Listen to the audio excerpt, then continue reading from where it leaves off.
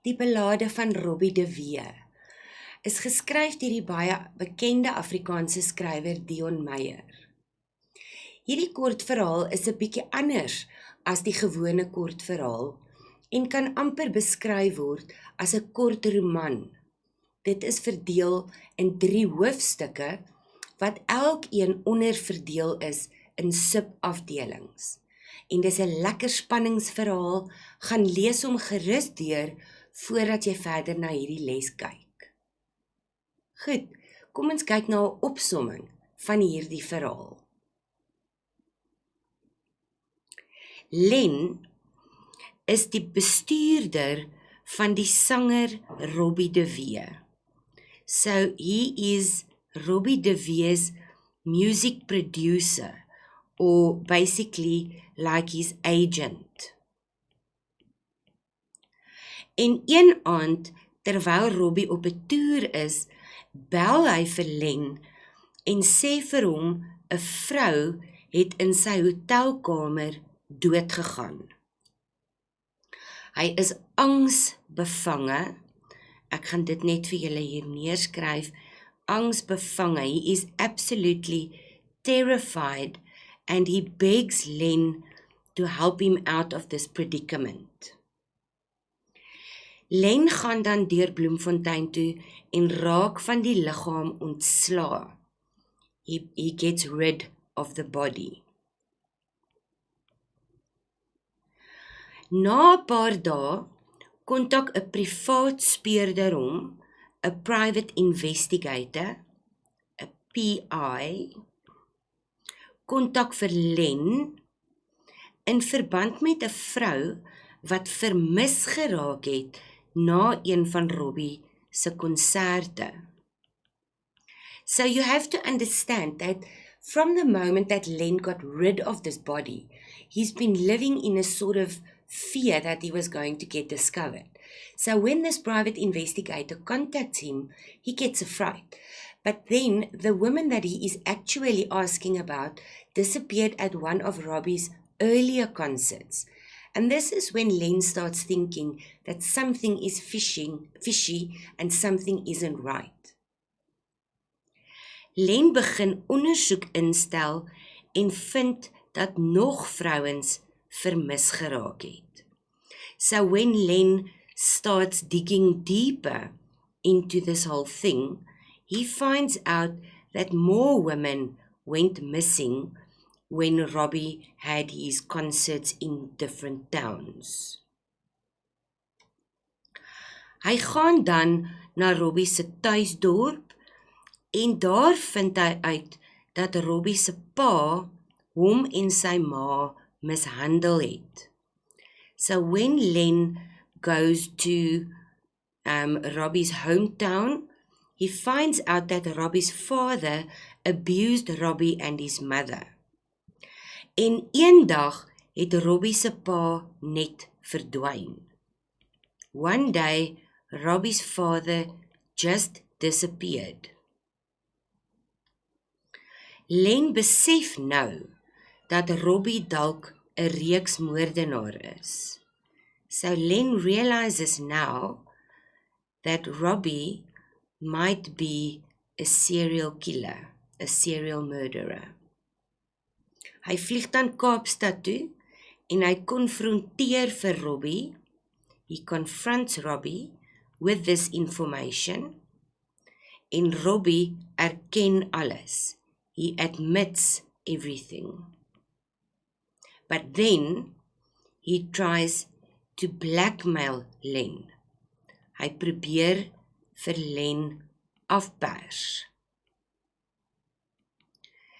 So Len stamp hom dan van die hotel se dak af.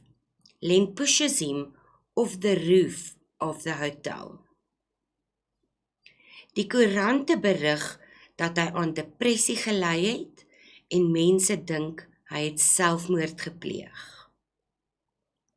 Len then tells the newspapers that Robbie suffered from depression and everyone thinks that he committed suicide. And after his death, his CDs became top sellers. Right. Dit is dan 'n opsomming van die verhaal. Wanneer ons kyk na die tema, eerstens is hierdie 'n spanningsverhaal, so there's a lot of tension in the story, en dit het 'n filosofiese ondertoon. Die tema van hierdie verhaal is eerstens die vertelling van 'n boeiende spanningsverhaal oor hoe die dade van 'n reeks moordenaar ontbloot word. So it is basically a story, a very tense story about how the acts of a serial killer is exposed. Die dieper filosofiese ondertoon is dat dit die leser laat dink oor die valse beeld van beroemde mense. The false image of famous people. En dan ook die effek van gesinsgeweld wat jare later steeds mense se gedrag beïnvloed. So the effect of domestic violence that still influences people's behavior even years later. Die karakters in ons verhaal.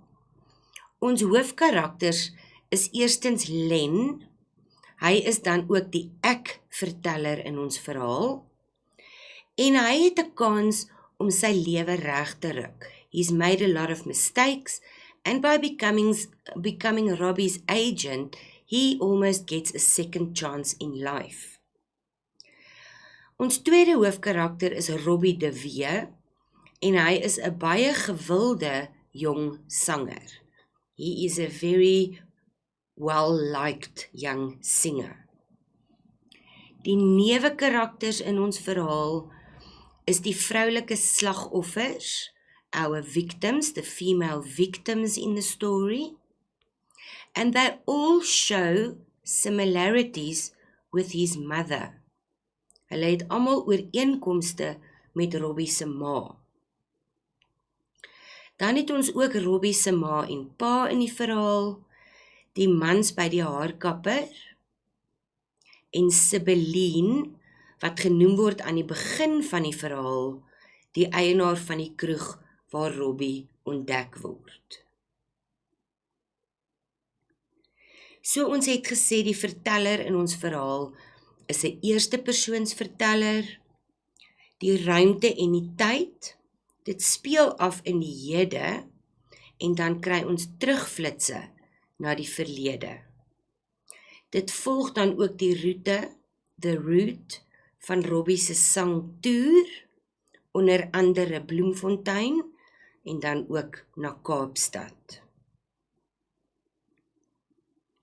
Wanneer ons kyk na die intrige van hierdie verhaal, the storyline.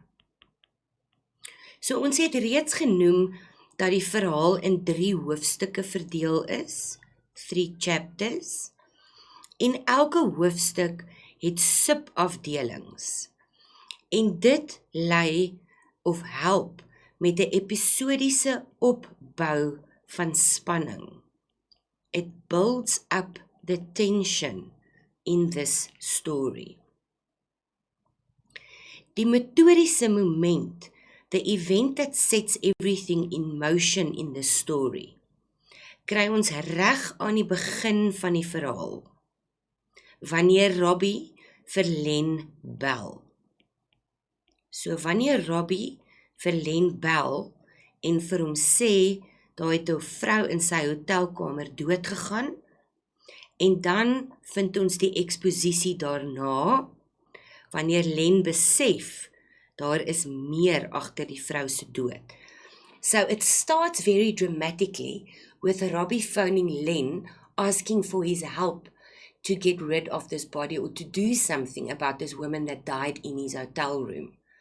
And then later on, when Len starts to actually do some research and find out, and then starts noticing that everything is not what it seems to be.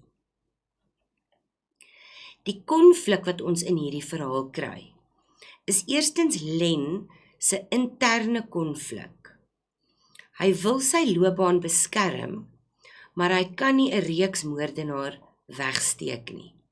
So even though he knows that this is his second chance to make a success of his career, he cannot hide the fact that he thinks Robbie is a serial killer and then confirms that.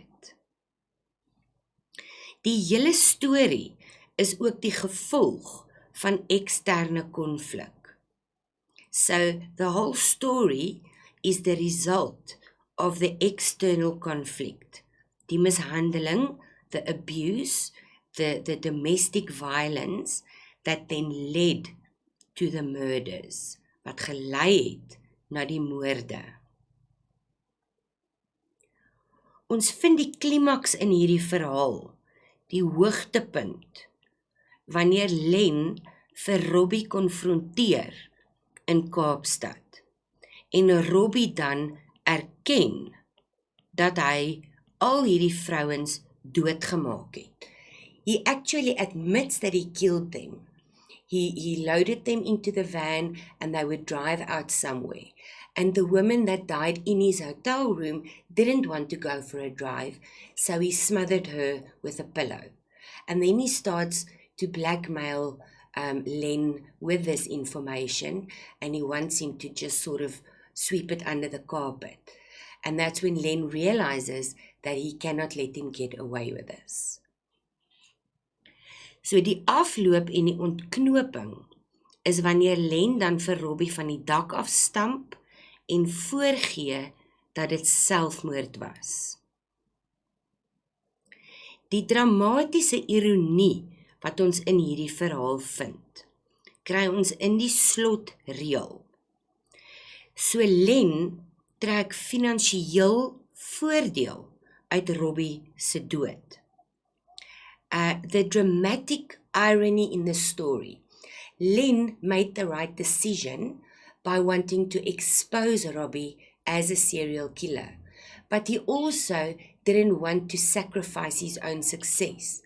So by pretending that Robbie committed suicide, he died a tragic hero almost, and his CDs became top sellers. And in that way, Len still benefited financially from Robbie after his death. Reg. Die styl in die verhaal, ons vind 'n woordspeling in die titel. Die woord ballade van Robbie de Wee. 'n Ballade is 'n ballad. En 'n ballade as 'n musiekterm is 'n hartseer, 'n sad musikale vertelling oor verlies, about loss. En hierdie verhaal is eintlik 'n vertelling van Robbie se hartseer lewe. Die sinstruktuur in die storie, ons kry baie sinne wat begin met voegwoorde en sonder werkwoorde. So the sentence structure is different from normal sentence structure, en dit dra by tot die opbou van die intrige wat help met die opbou van die spanning in die verhaal. Ons kry ook beeldspraak in hierdie verhaal. Ons kry byvoorbeeld metafore wanneer dit verwys na die knipmes van haar liggaam, like a jackknife, the way he tries to get her body into the little cupboard. En dan kry ons ook 'n vergelyking, byvoorbeeld soos motte na die lig, the way that people flocked to Robbie. En dan die kontras wat ons in hierdie gedig kry. Die beeld wat Robbie uitgestraal het, was onskuldig, teenoor die feit dat hy eintlik 'n reeksmoordenaar was. So we get this absolute tender guy versus actually somebody being a serial killer. Totally innocent, versus guilty. Reg, so wanneer jy hierdie storie nou weer 'n keer deurgelees het, gaan jy kyk op bladsy 204 en 205 vir die vrae, en wanneer jy dit klaar beantwoord het, gaan kry jy jou antwoorde op bladsy 277. En soos gewoonlik is ons verwysing jou voorgeskrewe boek Spieelbeelde, en ek sien julle in die volgende les.